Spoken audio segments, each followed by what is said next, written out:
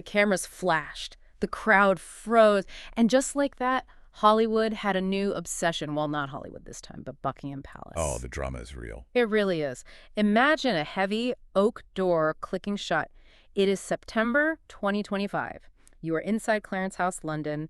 The air is thick. It's carrying that really tense, quiet atmosphere you only get when decades of unspoken hurt are suddenly trapped in a single room. Right.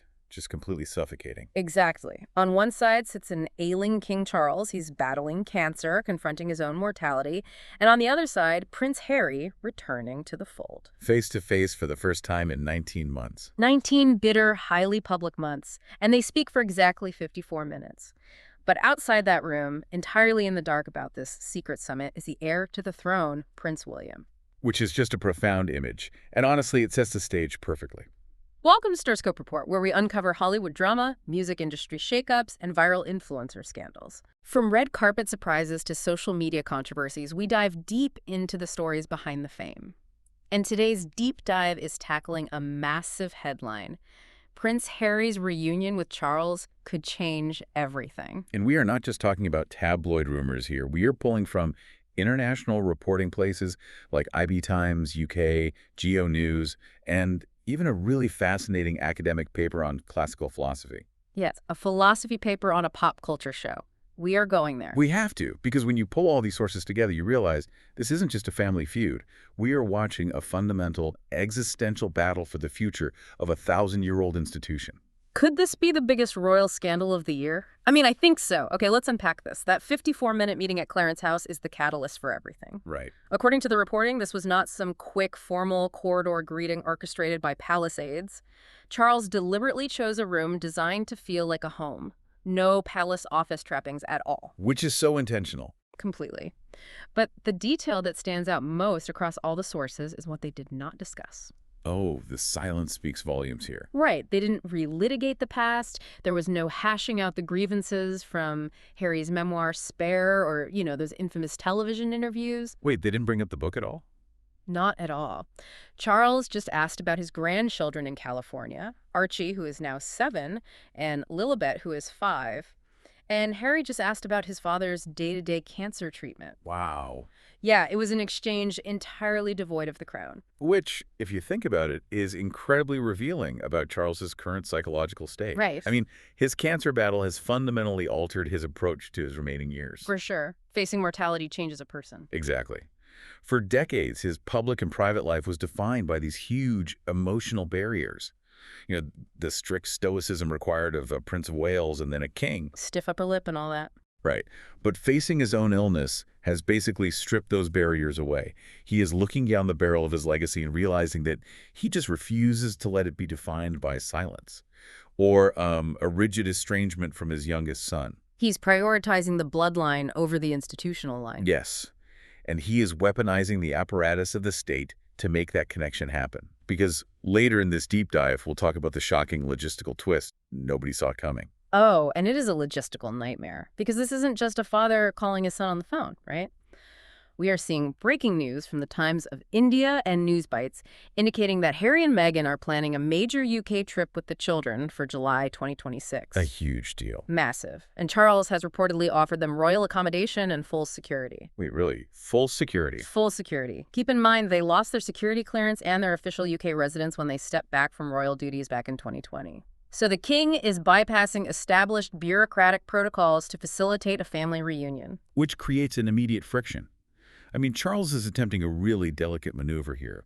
He's using his absolute authority as the monarch to execute a deeply personal paternal desire. Like a CEO using company funds for a family vacation. Kind of, yeah. He is pulling levers of state. We're talking security details, royal properties, taxpayer-funded logistics, all to solve a family dispute. It's a fascinating paradox. We always see the crown as this unyielding machine, right?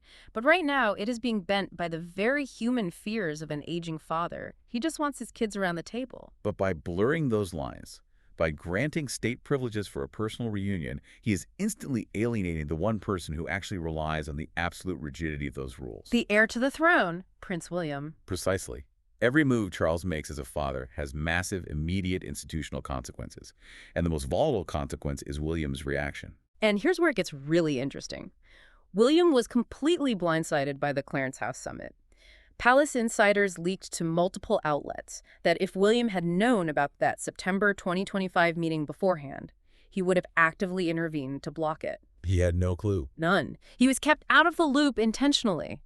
Charles knew the Prince of Wales would see it not as a father-son healing moment, but as a critical security risk to the monarchy. You really have to look at the fallout detailed in sources like Grabian News and the News International to understand William's calculus here. Because for William, the publication of Spear wasn't just sibling rivalry or hurt feelings. It was way deeper than that. It was an unforgivable betrayal of the core operating principle of the royal family, absolute discretion. In an institution where private living room conversations can become global front-page news, trust is literally the only currency that matters. Right, yeah. Where that trust is breached, it is viewed as an intelligence leak. Exactly. I mean, if a family member is willing to publish the details of a physical altercation or a private text exchange between their wives, that fundamental mechanism of trust is broken. You can't even have a casual dinner without fearing it's going to end up in a paperback. No, you really can't. So William isn't just reacting with private anger. He is actively severing ties in the public sphere.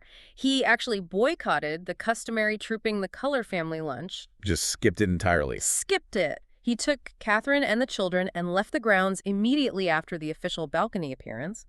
And there are even credible reports that he is threatening to boycott the traditional Sandringham family gathering if Harry is brought back into the royal fold for the holidays. His stance is absolute. Right. And it really forces us to evaluate his motives. Right, because I look at William's reaction, and while I understand the profound breach of trust, there is a risk of this looking incredibly petty to the outside world. Oh, yeah, absolutely. He is the future king. A monarch is supposed to be a unifying figure. By throwing down ultimatums and boycotting family lunches, he risks appearing vindictive rather than protective. Is he actually acting pragmatically for the royal brand, or is he just unable to get past his own bruised ego? Well, royal historian Tessa Dunlop, who was quoted in the Geo News reporting, offers a really vital perspective here. She points out that William knows he's not just a brother. He's the future. He's playing the long game. An incredibly long game, governed by a completely different set of rules than Charles or Harry. Dunlop says that William is not for turning. The public and the media constantly project this desire for a reunion because, let's be honest, they are nostalgic for the image of Diana's boys walking shoulder to shoulder. We all are, a little bit. Right. But William has compartmentalized that era of his life. He views Harry as a severe, unmanageable liability to the institution he is bound by duty to inherit and protect. They're just two fundamentally different men living two entirely different realities at this point. And if you're loving these Hollywood and royal twists, make sure you're subscribed. We've got even crazier stories ahead. Yes, definitely hit that subscribe button. So moving on, this brings us to the core of the crisis. As the Focus Pakistan article meticulously lays out, this situation has evolved far beyond a family squabble. We are watching a profound ideological disagreement on how a 1,000-year-old institution should operate in the modern era. It is a direct clash of monarchical visions between the current king and the future king. So what does this all mean? It means we are looking at a stark generational and philosophical divide. If we examine Charles's vision, we see a deliberate shift away from the rigid duty first, complain never mantra that was the bedrock of Queen Elizabeth's 70-year reign. He's softening things up. Exactly. Charles envisions a monarchy built on a tolerant, unified family structure. He wants to be seen as the benevolent patriarchal figure whose primary role is to heal divides. In his mind, a publicly united family, despite its well-documented flaws, enhances the moral foundation of the monarchy. It makes them appear more compassionate, more human. Yes, but William's vision is the exact inverse. He wants a ruthless, performance-oriented corporate monarchy. Wow, corporate monarchy. That is a heavy phrase. It is, but it's accurate. His strategy is entirely focused on risk mitigation. Anyone who generates controversial public headlines, who attracts unpredictable drama, meaning Harry, Meghan, and Prince Andrew, must be surgically excised from the official circle. Wow. William's goal is to protect the crown from the endless cycle of public scrutiny and brand degradation.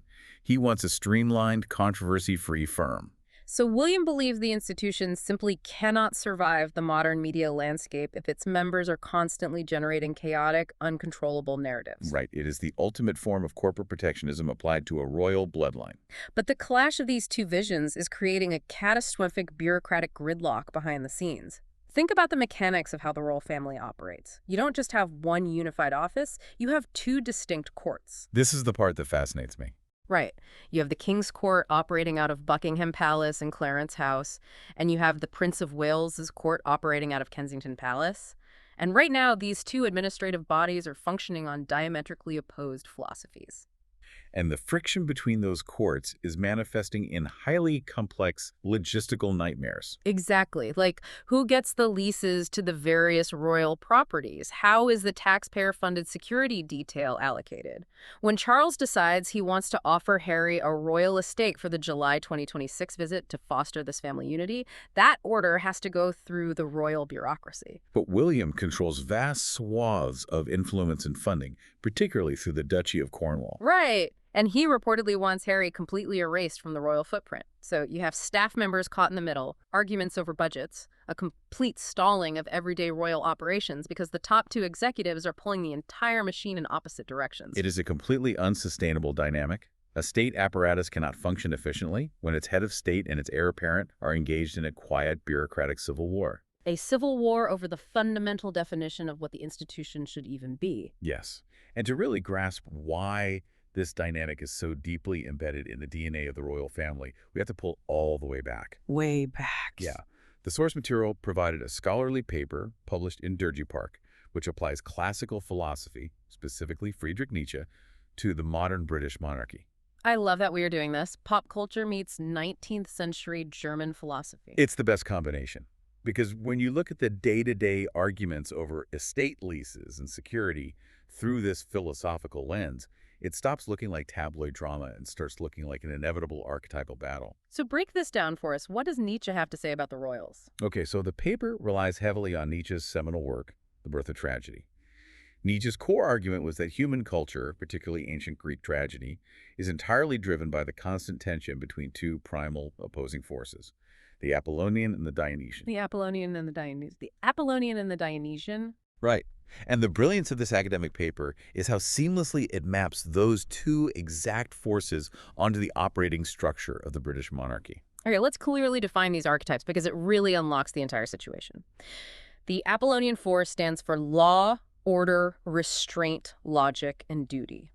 It's the rule followers. Exactly. It is the complete and total suppression of personal desire for the sake of institutional continuity and structure. Historically, in the modern monarchy, Queen Elizabeth was the ultimate embodiment of the Apollonian ideal. Unshakable. She was the steady, unmoving center.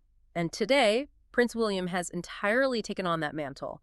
He represents the structure, the rules, the corporate protectionism. In direct opposition to that, you have the Dionysian force. This archetype represents passion, ecstasy, emotional expressiveness, and a rebellious, sometimes chaotic yearning for freedom. The rule breakers. Yes, it's the vital energy that inherently disrupts rigid formality and protocol. Historically, within the royal family, this was Princess Margaret Elizabeth's sister. She brought the glamour, the scandal, the emotional volatility. She definitely did. And today, the Dionysian force is unmistakably Prince Harry and Meghan. They represent the emotional truth and the absolute rejection of silent duty. What the paper argues so effectively is that these two forces don't just oppose each other, they actually require each other in this bizarre symbiosis. Wait, they need each other? They need each other. Princess Margaret's scandals and wild vivacity actually served a vital purpose. They made Queen Elizabeth's stoic, steady hand look even more reliable and necessary by contrast. The chaos highlighted the order. Oh, that makes so much sense. Right. In the same way, Harry's highly emotional, chaotic departure has dramatically underscored William's steadfastness. It is a system of counterweights. Exactly. Think of the monarchy like a massive suspension bridge. The Apollonian force, Prince William, is the rigid steel towers and the heavy tension cables. It is the structure that keeps the whole thing from collapsing into the river. Okay, I'm with you. But if a bridge is built entirely out of rigid, unyielding steel, it will snap the moment a strong wind hits it. It desperately needs the Dionysian force. It needs the ability to sway, to flex, to absorb the chaotic, kinetic energy of the environment. That is such a good analogy. The bridge needs the tension and the movement to survive the elements. Without the strict structure, you just have a pile of moving metal. But without the flexibility and the chaotic energy, the structure shatters. That captures the core thesis of the paper perfectly. The monarchy, like any enduring cultural institution, survives only by maintaining the balance between these two forces. If an institution becomes purely Apollonian, governed entirely by duty, corporate protectionism, risk mitigation, becomes fatally rigid. It turns completely sterile. Yes, the public eventually loses interest because there is no humanity, no vital energy, no emotional resonance left for them to connect with. It becomes an obsolete relic. It basically stops being a living institution and just becomes a very expensive, taxpayer-funded museum exhibit. Exactly. But if the institution swings too far the other way and becomes purely Dionysian-driven entirely by emotional expression, speaking one's personal truth, passion, and rebellion, it collapses into absolute chaos. It loses all its authority. It loses its structural authority, its dignity, and its mystique. It ceases to be a monarchy and basically devolves into a reality television show. So the crown actually needs both forces to exist simultaneously. It needs William's unyielding order and Harry's disruptive passion, even if those two forces are constantly at war. The tension between them isn't a bug in the system that needs to be fixed. The tension is the system. Wow.